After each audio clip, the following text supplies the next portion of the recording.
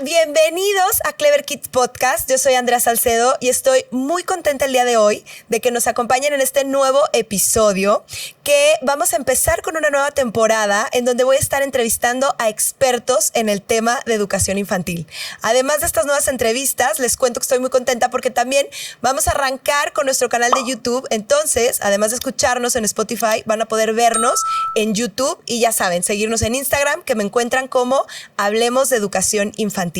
Y bueno, el día de hoy tenemos un tema muy importante que es la prevención al abuso sexual infantil, y para eso tengo una súper invitada que nos acompaña desde México. Déjenme se las presento. Ella es Paula Aguilar, mejor conocida como Mamá Conciencia. Paula es colega mía, es psicóloga, es mexicana, con estudios de posgrado en psicoterapia de juego y psicotecnia gestalt de niños y adolescentes, parentalidad y vínculos tempranos y máster en asesoramiento educativo familiar. Ella es conferencista y tallerista especializada en temas de abuso sexual infantil, maternaje, vínculo, crianza, desarrollo y psicología infanto-juvenil. Es autora de diferentes cuentos infantiles y asesora de padres de familia. Y lo más importante de todo para mí, que es mamá de 3 hijos. Bienvenida, Paula. Muchísimas gracias por estar aquí. Ay, gracias, Andrea, por el espacio. No, hombre, gracias a ti. Estoy segura que todo lo que nos vas a compartir hoy va a ser de mucho interés para todas las personas que nos escuchen. Oye, claro, Paula, cuéntame, sí. ¿Cuántos años tienen tus hijos? El grande tiene 13, después sigue una niña que tiene 10 y el chiquito que tiene 7. Ah, ya estás en etapas más grandes. Yo estoy con hijos muy chiquitos todavía. ¿De qué edades son los tuyos? Tengo un niño de 2 años y medio y un bebé de 2 meses.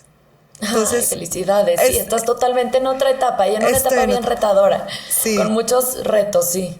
Totalmente, ahí me encuentro, pero muy contenta también. Oye, Paula, y cuéntame, ¿tú empezaste a trabajar con niños desde antes de ser mamá o ya eras mamá cuando empezaste a trabajar con niños? Sí, desde antes de ser mamá. De hecho, desde antes de estudiar la carrera, como que siempre he trabajado con grupos de niños, en servicios sociales y otro tipo de cosas, pero siempre me he enfocado a infancias. Padrísimo, o sea, ya sabías que por aquí era tu vocación.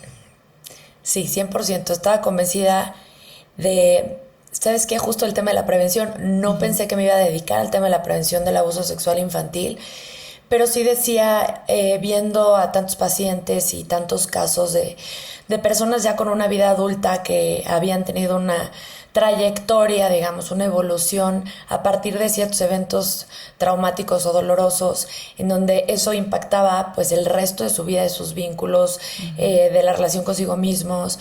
Y para mí fue muy importante como decir, quiero llegar antes de que ya llegue el paciente conmigo con una historia en donde se pudo haber evitado, en donde nos pudimos haber ahorrado un montón de sufrimiento, muchísimo dolor. Si llegábamos antes, si interveníamos a tiempo, si sabemos hablarle con su idioma a los niños y podemos sanar y acomodar ciertas piezas para que puedan ellos ahora sí que desarrollarse con mayor salud mental y emocional. Claro, justo eso te iba a preguntar, o sea, dentro de todas las áreas que hay en la psicología e incluso en la psicología infantil y juvenil, ¿por qué había sido tu interés de entrar en este tema, no? Lo que ahorita me comentas, la verdad es que es un tema que yo no le entro mucho, yo me enfoco en otros temas de aprendizaje, de inteligencia emocional, porque no es fácil, Paula. ¿Cómo le haces para estar todos los días, como decías ahorita, con estos pacientes, con estas personas que te cuentan estas experiencias tan tristes?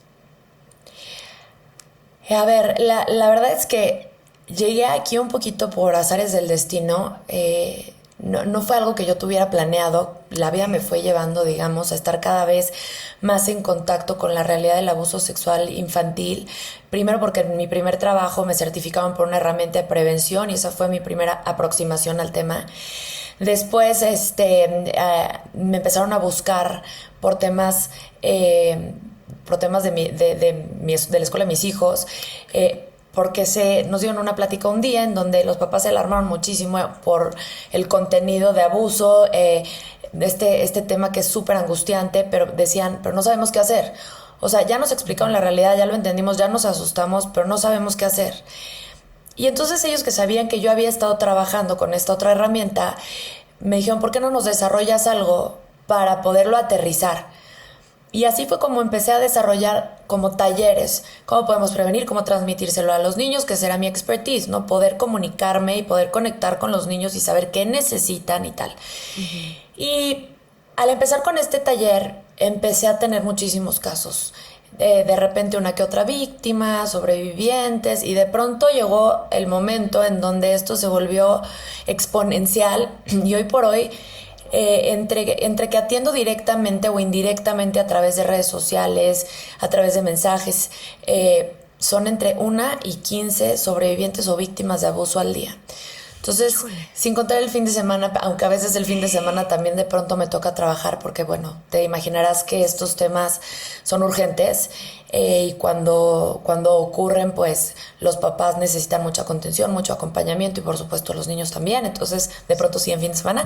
Pero esto hace que efectivamente es un tema difícil, es un tema que genera angustia, pero por otro lado, en mi caso particular, lo que a mí me genera es mucha necesidad de transformar aquello que miro en algo que verdaderamente sane una herida, que verdaderamente prevenga un riesgo de abuso, que verdaderamente nos ayude a comprender de qué se trata esta realidad, cómo se da este fenómeno y cómo podemos disminuirlo, evitarlo o darles incluso a los niños que no pudieron evitar estas situaciones, darles lo que necesitan para poder trascenderlas y que esto no sea una experiencia que marque su vida para siempre. Pienso que esa es mi mayor motivación y lo que me permite como estar inmersa en tantos casos, escuchar tantas historias de tantísimo dolor. Es esta posibilidad de transformar el conocimiento que me da explorar esa herida en herramientas, en recursos, en información que nos permitan como sociedad, adultos y niños, yo me encantaría decir erradicar el abuso sexual infantil, pero tal vez sea imposible erradicarlo, pero sí podemos disminuirlo de manera importantísima. De verdad lo que se puede hacer, al ser una problemática que viene de una cuestión psicológica tan, digamos, tan poco consciente y tan difícil de trabajar, es decir, en cuanto al abusador. Uh-huh. Es muy complejo que se pueda erradicar por completo, eso tú lo sabes, pero sí podemos lograr que disminuya demasiado notablemente. O sea, que nuestras estadísticas se transformen brutalmente. Se calcula que podemos hacerlo en una generación si nos empeñamos en ello. Y esa es un poco mi razón de ser. Yo estoy convencida de que yo vine a este mundo a esto. Y eso mismo me permite conectarme desde un lugar como muy, muy amoroso, muy sanador y ver también que lo que hago y la forma en que lo hago ayuda a tantísimas víctimas, sobrevivientes, familias. Esa parte, esa satisfacción de saber que quizás el talento que tengo en esta vida es ese, me permite también, pues bueno, ahora sí que recibir tantas historias. Aunque claro, por supuesto, yo también me trabajo, voy a mi psicoterapia 2 veces a la semana, hay muchos recursos que uso también para poder transitar y para poder ayudar desde un lugar sano. Claro, por supuesto. Y me encantó esta buena noticia que nos da, si la puedo llamar así, que en una generación podamos disminuir estos números que sabemos que son tremendos y en México también. Y mucho también de lo que haces al participar en este podcast, en muchos en los que has participado, los talleres y las conferencias que das, sobre todo lo que decías de prevenir el abuso. Y a mí me gustaría preguntarte que nos ayudaras a definir qué es el abuso, porque hay papás que me dicen, abuso es únicamente violación, y no es únicamente eso, sino que va más allá. Entonces, si nos pudieras ayudar a entender el abuso, ¿cómo lo definirías? Se me hace súper buena pregunta, Andrea, porque parecería muy básica y no lo es. Uh-huh. Me ha tocado muchísimos casos de abuso en donde no son catalogados como abuso y por lo tanto no son tratados como abuso y por lo tanto no son sanados. Y tengo cientos de mujeres, de hombres sobrevivientes de abuso que trabajo con ellos, en donde muchas de las veces el abuso no tuvo ninguna penetración o no tuvo ni siquiera contacto. Y aún así la huella en la psique que deja es la de un abuso y hay que trabajarlo como tal y hay que nombrarlo. Entonces me encanta esta pregunta.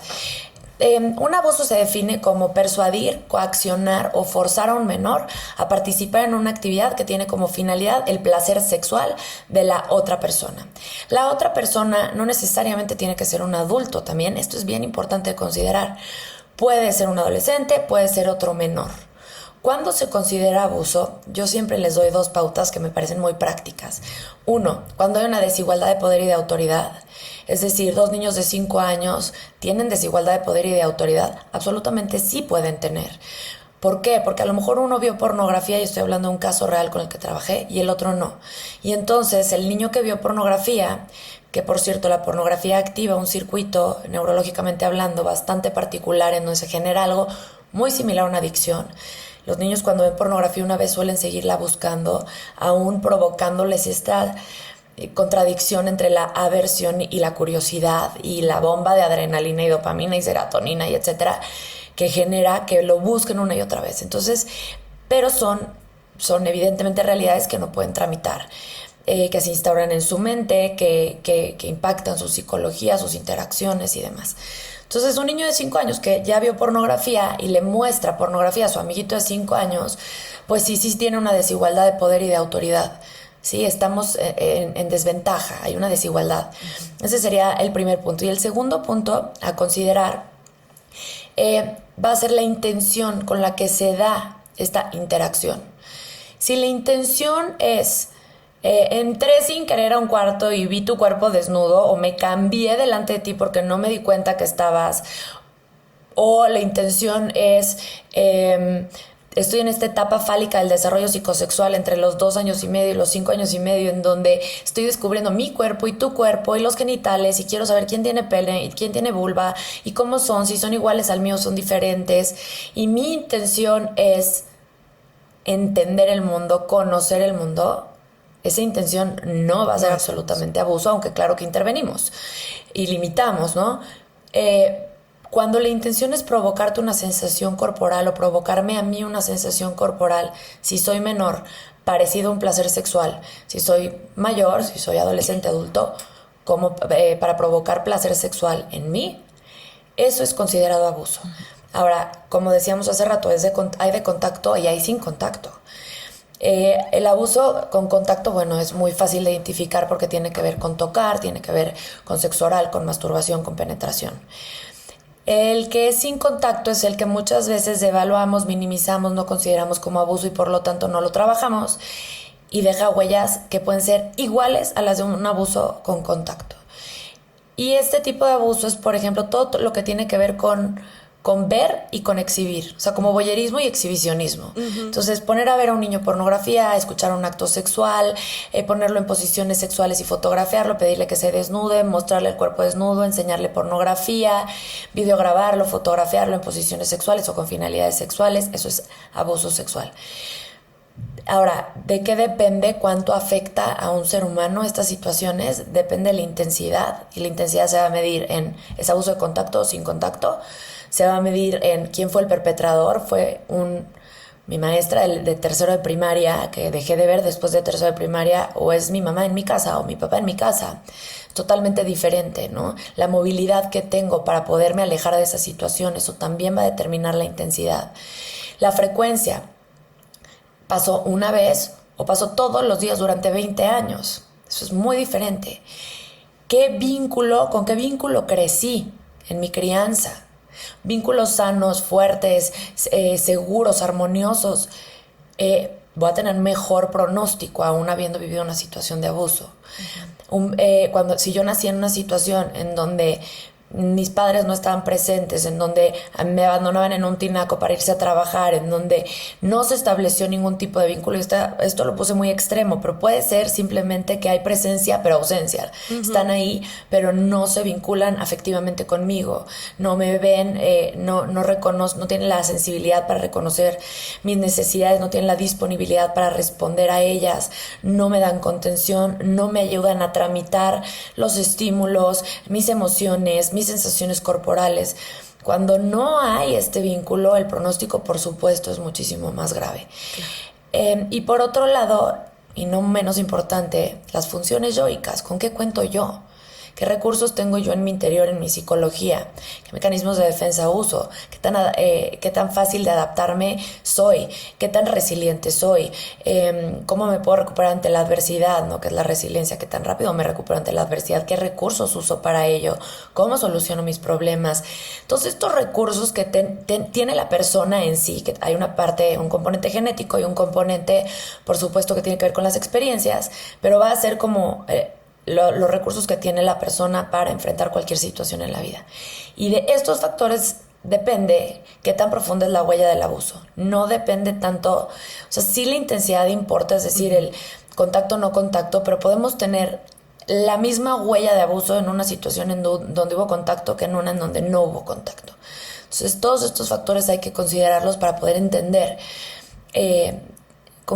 a quién tenemos enfrente y suplicarles a todos los que te escuchan que jamás devalúen una situación de abuso por no haber sido de contacto, porque puede dejar una huella muy grande que afecte el desarrollo de la persona en muchas dimensiones de su vida, del ser humano, y se puede trabajar. O sea, la gran maravilla es que cuando se registra en un niño un abuso, se puede hacer un trabajo tan importante y tan potente que sea una mala experiencia, sí, pero no algo que determine el rumbo de su vida. Exacto, creo que nos queda clarísimo con esta explicación que nos das, Paula, para todos los que escuchen. Y una pregunta que me hacen mucho los papás que me gustaría hacerte es, ¿cómo se pueden dar cuenta? ¿Qué señales, qué puntos rojos, qué conductas tienen que alertar a los padres de familia en sus hijos para darse cuenta de que quizá uno de ellos está siendo víctima de abuso? Sí. Siempre lo que me gusta decirles a los papás, que creo que un poco para su tranquilidad o para nuestra tranquilidad, un niño siempre va a comunicar un abuso. Normalmente no con palabras, pero lo va a comunicar, nos lo va a estar expresando. O sea, no va a pasar desapercibido, siempre va a haber sintomatología. Entonces, sí es muy importante saber qué sintomatología hay que observar. El primer síntoma, y es muy común, yo diría que aparece como en un 80% de las víctimas de abuso, va a ser la sexualización de su conducta. No todos los niños lo presentan, pero es un alto porcentaje. Sexualizan su conducta, pueden sexualizar su lenguaje, pueden sexualizar su juego. Y entonces juegan a replicar lo mismo que vivieron. Entonces puede ser que jueguen a que uno le toca el pene al otro, o a sexo oral, o movimientos copulatorios, o con un contenido sexualizado, que todos, o sea, la sexualidad es parte de nuestra identidad, no es algo aislado, pero hablamos de aquí de una genitalidad adulta, de esta sexualidad que no corresponde al niño. O en la sexualización, en el comportamiento, podemos encontrar que los niños buscan constantemente tocar los genitales de alguien más o que toquen los suyos. Que hablan en el lenguaje, ¿no? Que hablan de temas sexualizados que nada tienen que ver con su edad y que no tendrían ni por qué conocer, ¿no? A lo mejor hablar de sexo oral o de, disculpen lo burdo, pero de eyaculación o de masturbación o de temas que no tendría por qué manejar un niño, no están en su plano mental. Esto entra en su plano mental cuando tienen una experiencia que introduce estos conceptos, estas ideas, estas imágenes. Entonces, esta sexualización de la conducta, y ese es el único síntoma que es exclusivo de abuso. Pueden aparecer una cantidad enorme de síntomas, que son síntomas comunes cuando hay, digamos que problemáticas a nivel emocional y psicológico. Pero, ¿cuál va a ser la diferencia? Ahorita se los voy a decir, pero ¿cuál va a ser la diferencia? La diferencia va a residir en que cuando se trata de cualquier otra situación emocional, normalmente al haber una evolución en esa situación, por decir, los papás se divorciaron, el inicio puede traer mucha sintomatología, pero llegó un momento en donde hay una adaptación a la nueva realidad y esos síntomas van a disminuir o pueden disminuir siempre y cuando los padres pues hagan su chamba, ¿no? O los cuidadores de contener, de ayudar a transitar esta situación emocional y demás. O entré a la nueva escuela, o me cambié de país, o me cambié de casa. Hay un tiempo de adaptación en donde hay un ajuste y los síntomas disminuyen o desaparecen.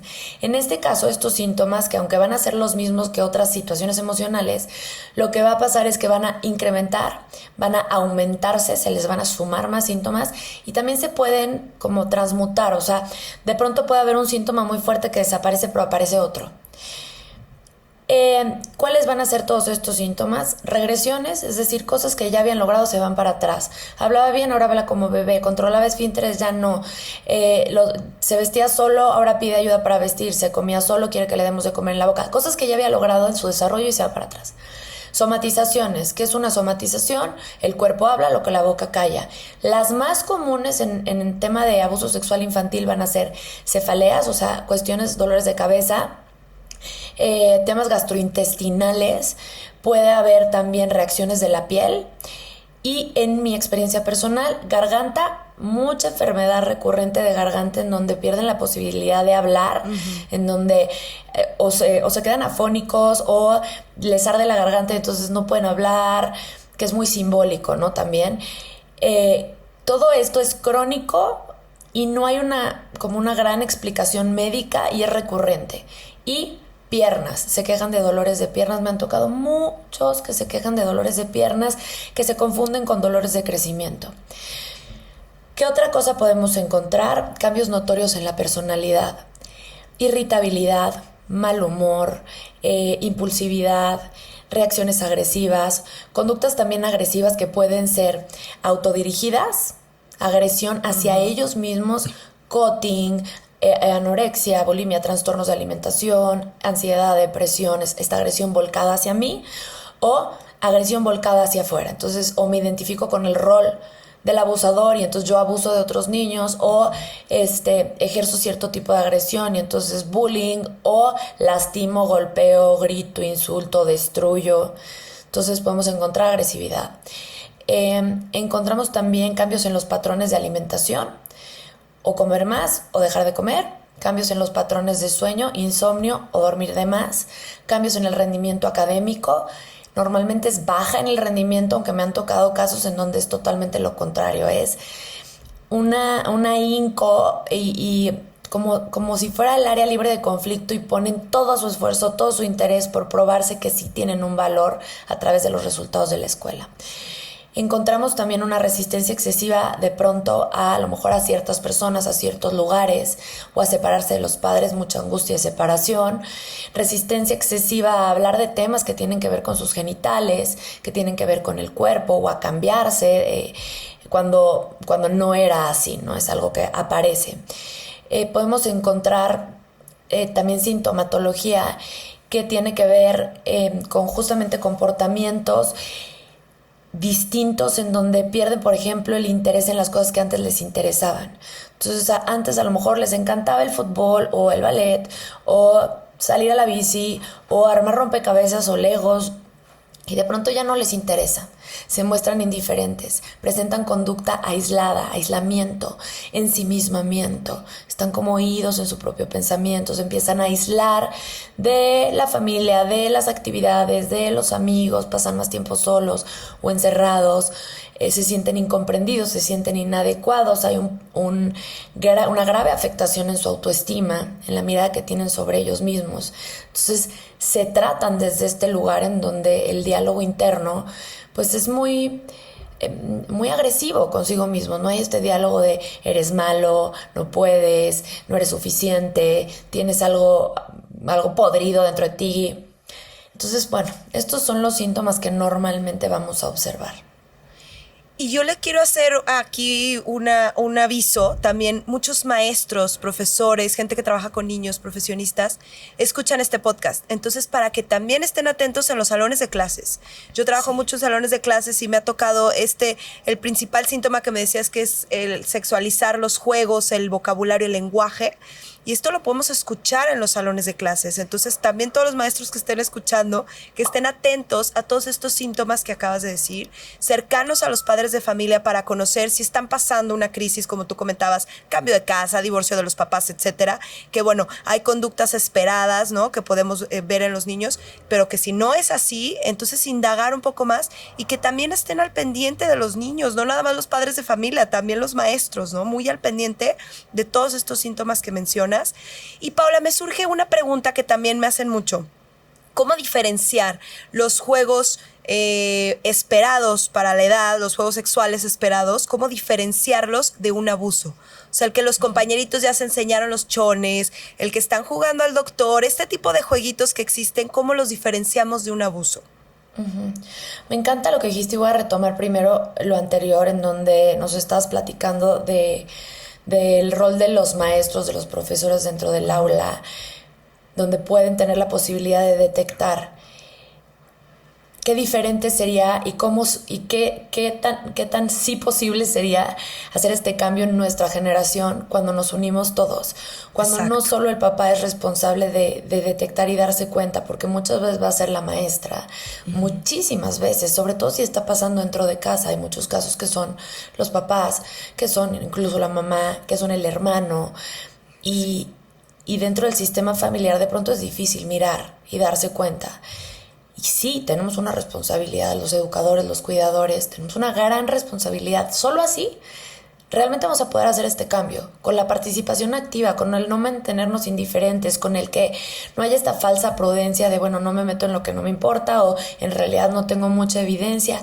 Eso que estás vibrando desde tu intuición. La intuición no es solamente una sensación, la intuición es el resultado de todo lo que capta tu cerebro a nivel inconsciente, que se comunica desde su función inconsciente. Es decir, se comunica con su lenguaje y su lenguaje son las sensaciones. Tú sí estás captando un chorro de información que quizás no puedas nombrar exactamente, ponerla en palabras exactamente, pero estás percibiendo algo, aparte por este fenómeno también de la transferencia y la contratransferencia. Es muy común que de verdad podamos percibir cuando hay algo que está mal, aunque realmente no tengamos mucha evidencia, y hay que confiar en esto para indagar, porque podemos cambiarle la vida a un chiquito, una chiquita. Y bueno, en cuanto a tu pregunta, a ver, en primer lugar lo que tenemos que ver es el rango de edad. Está entre 2,5 y 5,5, 6. Todavía podemos estar en esta etapa fálica, en donde sí son totalmente esperadas estas exploraciones, pero alrededor de los 7, 8, ya están muy instauradas todas estas censuras de la psique que van a ser el asco, la vergüenza, en donde guácala a las niñas y guácala que le diste un beso a mi papá, ¿no? Están todas estas en un desarrollo normal y esperado, en donde el niño no está erotizado, no está hipersexualizado, en donde no ha vivido una situación de abuso. No tendría que presentar estas conductas pasados los 6 años. Ya sabe qué es adecuado y qué es inadecuado, ya se les censuró. Normalmente cuando reciben estos límites los niños, unas 3 veces, vamos a decir, por decir algo promedio, ellos ya pueden inhibir el impulso, inhibir entender que se trata de una conducta inapropiada e inhibirla. ¿Qué otra cosa vamos a tomar en cuenta para ver si se trata de una situación de abuso o no? Les decía hace rato, la desigualdad. Es decir, a lo mejor un niño vio pornografía, el otro no, uno vivió un abuso, el otro no, uno es más robusto que otro, uno tiene una personalidad mucho más, digamos que impositiva que el otro, uno es más tímido, ya hay desigualdad ahí, entonces hay que observar la desigualdad y hay que observar la intención. La intención del juego fue... Okay. Me da muchísima emoción ver tus partes privadas porque es como todo este descubrimiento, toda esta curiosidad, y es por eso que las estoy viendo, o las estoy viendo porque quiero replicar una situación que vi o viví, porque quiero volver a sentir aquello que sentí en esa situación. La intención va a ser uno de los factores determinantes para entender si es una situación de abuso o no. Por supuesto que hay que ver qué tipo de interacción hubo. Cuando se trata de esta etapa de exploración, lo habitual es que solamente se mire, que no se toque, no se transgredan estas barreras físicas. Ocasionalmente, yo te diría a lo mejor que un 30% de los niños llegan a tocar, pero tocan de una manera muy, muy burda. Es como tocar un timbre, como mover un objeto, como si estuviéramos moviendo la mano, como para los que no me estén viendo, como si fueras a aplaudir, pero con una sola mano, ese movimiento.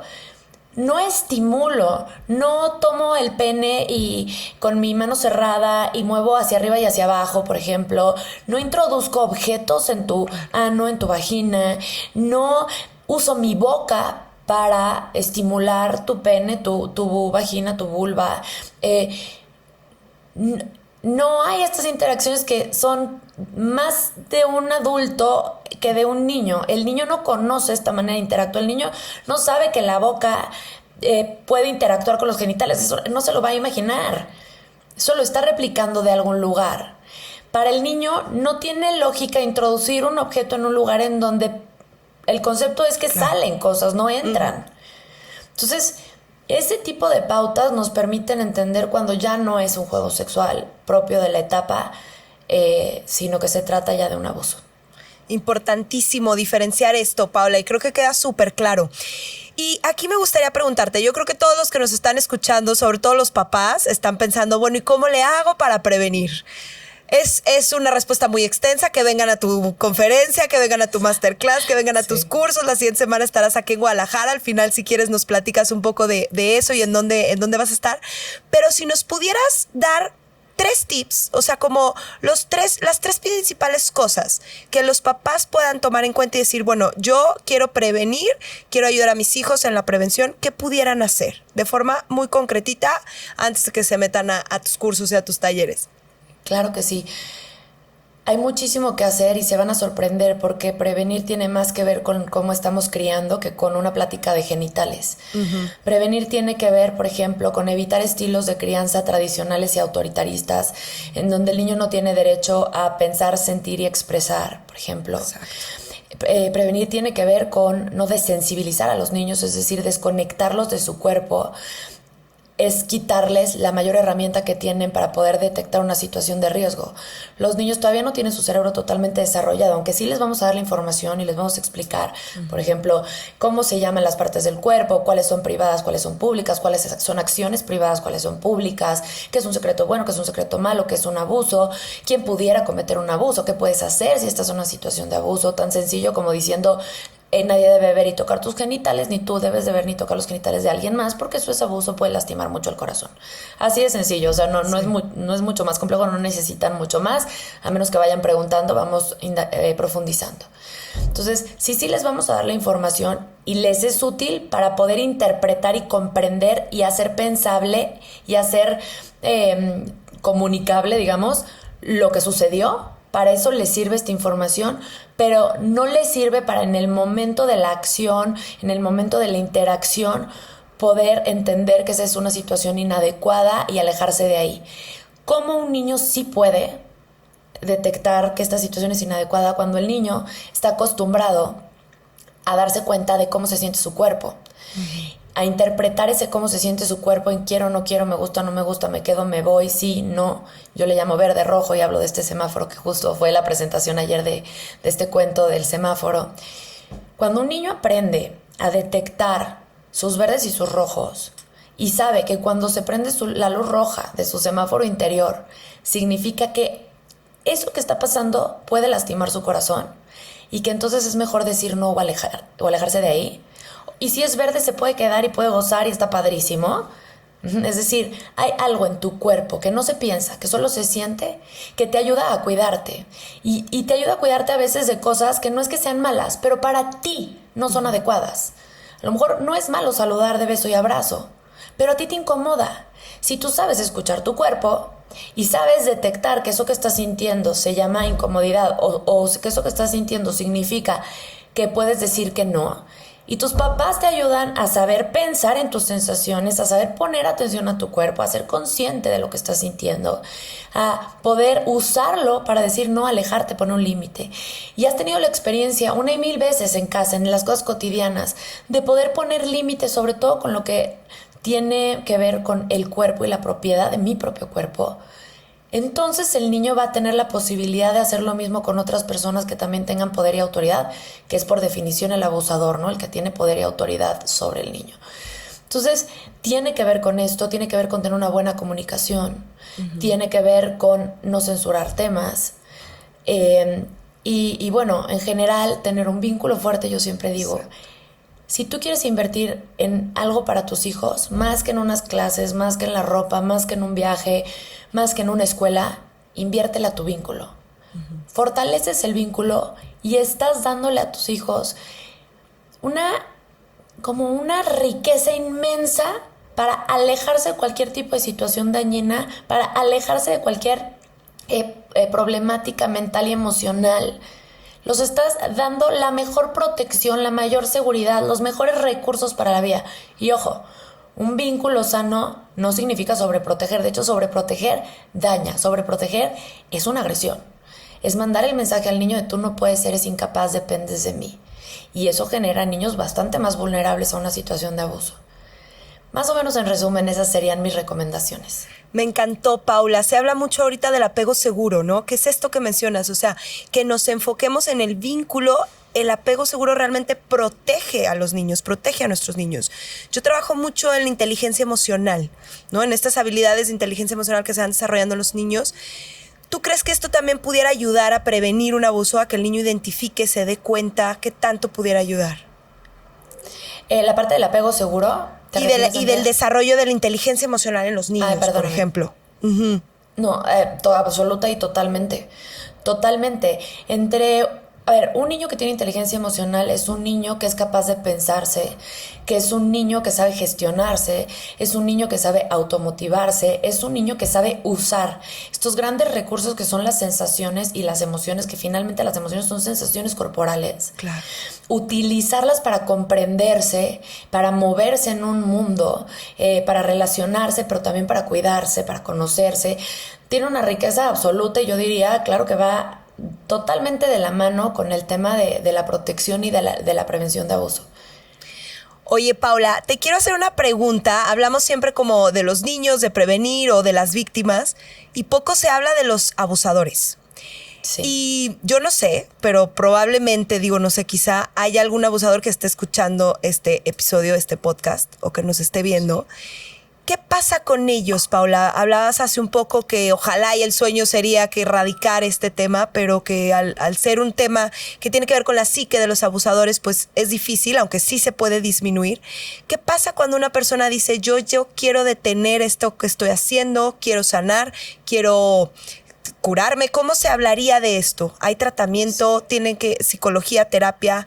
¿Qué tanto se da que un abusador busque ayuda para sí mismo y busque detener esto? Sí hay casos. Yo de hecho he trabajado con personas que vivieron abusos en su infancia y después los replicaron. Uh-huh. Estoy pensando en un caso muy particular en donde él me decía, tengo miedo de lo que puedo hacer. Uh-huh. Siento que soy capaz de lastimar y tengo mucho miedo, no quiero. Sí, entonces no es el común denominador que busquen ayuda, sobre todo si hay un perfil psicopático y un perfil narcisista. Tú sabes que son estos perfiles que comúnmente no llegan a consulta y si llegan no permanecen en consulta. ¿Por qué? Porque hay una desconexión, no tienen posibilidad, por ejemplo, de empatizar emocionalmente, empatizan racionalmente, es decir, detectan perfectamente bien las necesidades y saben cómo usarlas a su favor para tener a la persona en la palma de su mano, pero no se conectan realmente emocionalmente de manera empática. Entonces no hay empatía, suele no haber culpa, hay una sensación de que los demás deben de estar a mi servicio. Yo soy la víctima, todos los demás son el victimario, todos los demás están y existen en mi servicio. Hay una tendencia a cosificar, a objetivizar al ser humano. Y esas son cuestiones bien profundas a nivel psicológico que hoy por hoy no existe una terapia que pueda, digamos, que sacar, por decirlo en palabras muy simples, sacar a alguien de una psicopatía, ¿no? Sí. O de un trastorno narcisista de personalidad. Ahora, hay otros temas en donde desarrollan rasgos, no estructura de personalidad, rasgos psicopáticos y narcisistas porque en su infancia vivieron muchísima violencia, negligencia, abusos, etcétera, de muchos tipos. Y entonces cuando se trata de un rasgo que se instauró no temprano en la vida, sino a lo mejor en una infancia tardía o en una adolescencia, ¿sí? Entonces yo desarrollé estos rasgos no porque me faltó vínculo, no porque viví una situación traumática en mis primeros 6 años de vida. No, tuve buenos 6 primeros años de vida, después viví una situación traumática y surgen estos rasgos a manera compensatoria. Esto tenemos un pronóstico y una posibilidad de tratamiento muchísimo mejor. Ahora, si se trata de una persona que vivió una situación de abuso, la disoció, es decir, la escindió, la encapsuló, de alguna forma es desconocido su abuso, está en el olvido o está como amnesia o es difícil acceder el concepto. A lo mejor hay imágenes, ideas, pero no hay esta conceptualización, no está metabolizado. ¿Qué pasa con estas personas en muchas ocasiones cuando están bajo estrés, en donde sienten que pierden el afecto o que están perdiendo una parte de quienes ellos son? Buscan fusionarse, tienen una conductas regresivas en donde actúan el abuso, se convierten en abusadores por este estrés. Ellos también tienen un mejor pronóstico. ¿Quién más tiene una posibilidad? Por ejemplo, los pedófilos. No todos los pedófilos son pederastas y no todos los pederastas son pedófilos. Muchas veces el abuso no es porque mi objeto de excitación sexual es un menor, sino porque se trata de una necesidad de mostrar poder, de mostrar control y de someter. Y eso es lo que provoca mi excitación, el poder y el sometimiento, no el menor. Entonces los pederastas pueden ser pedófilos o no. Y el pedófilo puede ser pederasta o no. Es decir, puede que tenga como objeto de excitación sexual a un menor y nunca lo actúe. ¿Cómo nunca lo actúan? Con psicoterapia, con medicación. ¿Medicación para qué? Para apoyar el control de impulsos y la autorregulación. Con terapia grupal. Sí, o sea, sí necesita mucho acompañamiento, muchísimo. Hay un autor que se llama James Cantor. Él dirige una clínica de neuropsicología, pero específicamente trabaja con sexualidad y todos los trastornos dentro de la sexualidad. Y ha estudiado muchísimo desde las neurociencias, pues qué pasa en la mente de un pedófilo, qué pasa en la mente de un pedrasta, qué pasa con la homosexualidad. Esto es algo que está en la genética, no está en la genética, es biológico, no es biológico. Ha estudiado un montón. Y él tiene una propuesta bastante interesante para trabajar con un pedófilo, porque quien es un pedófilo no controla que su objeto de excitación sexual sea un menor. No lo escoge, él no decide eso. Pero sí puede decidir y escoger no actuarlo y no lastimar al menor. Entonces hay todo este campo de acción. Honestamente creo que estamos en pañales. Creo que nos falta entender un montón. Como por ejemplo, esta parte, no justificamos jamás el acto. Pero ¿qué pasa con este ser humano que se gestó en una psicopatía en donde verdaderamente no tiene la posibilidad de conectar empáticamente y no hay un tratamiento? O sea, digamos, es un panorama muy complejo que nos toca como generación y ese es mi impulso, mi ímpetu, una necesidad personal muy grande para mí es, necesitamos unirnos hoy ya todas las mentes que estamos entendiendo esto y trabajando esto, porque necesitamos sumar lo que estamos comprendiendo para entenderlo muchísimo mejor y saber qué sí podemos hacer y empezar a hacerlo. Y como dices tú, que nos toca como generación. O sea, ya no nos podemos hacer de la vista gorda, aquí no pasa nada, no nos dimos cuenta. Y es algo que sabemos, que conocemos, que estamos difundiendo, es justo lo que estamos haciendo ahorita, algo que haces tú muchísimo y que nos compete. Y en ese sentido, Paula, me gustaría preguntarte por alguna recomendación para los papás, incluso que nos hablas del libro. Ayer tuviste la presentación de tu libro del semáforo, sí. Para que los papás lo conozcan y les pueda servir. Y si tienes algún otro cuento de los que has escrito que les quisieras recomendar, para que tengan también herramientas ellos. Claro que sí, mira, de hecho los voy a agarrar, aquí los tengo. Ay, buenísimo, sí, para verlos. Este está es lindísimo. El que presenté ayer. Es el de mi semáforo. Es una propuesta linda porque no habla nada de abuso tal cual. Lo que habla es de la posibilidad de los niños de cuidarse mejor, haciendo caso a lo que siente su cuerpo. Buenísimo. Entonces, la verdad es que es mi bebé más atesorado. Y luego tengo también que es Mi cuerpo me cuida, yo cuido mi cuerpo. Lo escribí en colaboración con Calmas. Me uní a ellas poniendo el contenido, pero ellas lo hacen con un estilo de rimas que ayuda mucho porque estimula, tú sabes, no solamente el hemisferio izquierdo con el lenguaje, sino el derecho con lo rítmico. Entonces está muy lindo. Lo recomendaría para niños más pequeñitos. Mi semáforo para todos, pero para un poco más pequeñitos. Esos son mis cuentos que tienen que ver con el tema de prevención de abuso. Yo te diría, no hay un libro como tal que yo diga, esta es, o sea, pero la Biblia, digamos, del abuso. No, es bits and pieces de diferentes autores, bits and pieces de artículos, de investigaciones, de publicaciones, de libros, yo siempre tengo algún libro nuevo leyéndome. Ahorita estoy justo con estos, por ejemplo, que es Abusos sexuales en la infancia, la lógica del olvido, como te fijas, lo estoy leyendo. O sea, guía para la evaluación del abuso sexual infantil. O sea, y así siempre estoy comprando y comprando y comprando y comprando y llenándome mi biblioteca para ver qué más hay allá afuera. Pero realmente, así, un libro que yo dijera, este es... Híjole. Luego lo escribes tú, Paula, ¿qué te parece? ¿Sabes qué? Justo es mi intención para el 2024. Buenísimo. Pero anunciarlo a finales del 2024. Buenísimo. Oye, Paula, ¿y dónde pueden comprar los cuentos? El del semáforo y el del... Sí. Por ahora están solamente en mi página web, que es www.mamaconciencia.com. En la sección de cuentos, ahí los encuentran. Por ahora estoy nada más funcionando de esa manera. Buenísimo, buenísimo, para que se metan, vayan y los compren. Oye, Paula, y ya para terminar este episodio, me gustaría hacerte 2 preguntas. Una de ellas es que ya van como en general, no son específicamente del tema que estamos hablando, sino preguntas en general. ¿Cuál ha sido el mejor consejo que te han dado a ti como mamá? Híjole. Creo que a mí en particular, y tal vez no aplica para muchas otras personas, recordar que cuando soy mamá y no soy psicóloga. Buenísimo consejo, lo voy a tomar en cuenta también, ¿eh? Hoy me lo estás dando a mí también ese consejo. Oye, Paula, ¿y qué consejo te gustaría dejarle a todas las personas que escucharon este episodio? Un último consejo que les darías. Quiero hacer una mención específica y después un consejo. La mención sería muy específica relacionado con el tema. Siempre que escuchen a un niño reportar un abuso, créanle de inmediato.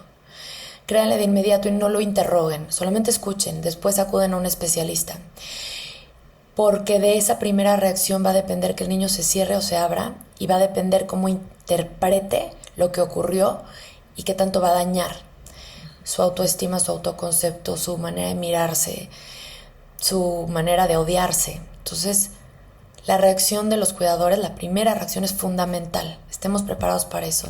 Eso por un lado. Sí. Y por otro lado, lo que había dicho hace rato, inviertan en el vínculo, inviertan en conectar, inviertan en observar y conocer quiénes son sus hijos. Relaciónense con ellos desde un lugar muy genuino. Si a ti no te gusta jugar, no juegues. Si a ti te gusta andar en bici, sal en bici con tu hijo. Vincúlate con él desde un lugar genuino, porque ahí realmente vas a lograr una conexión. Cuando nos forzamos a hacer este estándar de mamás que percibimos que existe porque existe en redes sociales, en medios de comunicación, nos esforzamos tanto por cubrir o llenar, digamos, este saco, este rol que creemos que es ser una buena madre, que nos desconectamos de quienes somos y dejamos de darle lo más valioso y lo que más necesitan nuestros hijos, que es nuestro más genuino yo. Entonces ese sería un poquito mi consejo. Muchísimas gracias, Paula. Te agradezco tu tiempo, te agradezco toda la información que nos brindas. Yo espero que les haya ayudado bastante a las personas que nos escuchen, que lo compartan para que esta voz que estás alzando llegue cada vez a más personas, ¿no? Aquí en México y en todas partes, definitivamente. Gracias, Andrea. Gracias por abrir el espacio, por poner el tema sobre la mesa. Y nada más no me quisiera ir sin decirles que voy a estar en Guadalajara justamente la próxima semana, el jueves 19. Quienes estén interesados en tomar este masterclass, el taller con sus hijos, que es padres e hijos, en prevención de abuso sexual infantil, pues podrán a lo mejor buscarme a través de mis redes sociales, que es mama.con.ciencia en Instagram, que es mamaconciencia, o ahí mismo en mi página web encuentran un chat de WhatsApp que va directo a mi mano derecha, quien me ayuda con todo, y de esa forma tener más información. Es el jueves 19 de octubre, ¿cierto? Así es. Que estarás acá en Guadalajara. Aquí nos vemos, Paula. Te echas una torta ahogada o algo rico de por acá, una carnita en su jugo. Sí. Ahí estaré también muy contenta en la masterclass y en los talleres que das por la tarde. Se me hace padrísimo y que los papás sepan que la masterclass es solo para ellos. Ahí das como todo el tema para los adultos, pero que también tienen un taller en donde ellos entran con sus hijos, o sea, lo vivencian con los hijos. Eso se me hace muy padre porque no es algo que se haga mucho. Yo, por ejemplo, los talleres solo los doy a los papás, no hago padres e hijos. Se me hace muy valioso que tú lo hagas, que es padres e hijos. Niños a partir de 4 años, ¿cierto? Exacto. Sí, de 4 a 12 es el taller, y sí, justo es para abrir el tema y que se den cuenta que esto se habla con papá, con mamá, se abre el canal de comunicación y de confianza en este tema, no sabes los resultados tan hermosos que he visto, güey. En ese momento muchas veces los niños cuentan cosas y bueno, es muy valioso. Y que no sea un tema tabú, como lo decías hace rato. Excelente, Paula. Y si ya pasó el tiempo cuando escuchan este episodio, vayan a Mamá Conciencia para ver tus próximos talleres en donde vas a estar. Sí, mil gracias. Sí, viajo todas las semanas, entonces seguramente estaré pronto en tu ciudad, de quien esté escuchando. Buenísimo, Paula. Pues yo te agradezco mucho a ti y agradezco mucho a todos los que escuchan este podcast, que son personas que están interesadas en el desarrollo infantil, en que podamos darle las herramientas a los niños para que crezcan siendo más felices, siendo más exitosos, en todo el sentido de la palabra.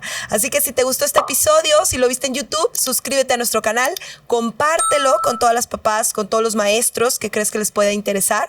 Y bueno, les recuerdo también que me encuentran en redes sociales como Hablemos de Educación Infantil. Muchísimas gracias a todos ustedes y nos escuchamos y nos vemos en el próximo episodio. Muchas gracias, Paula.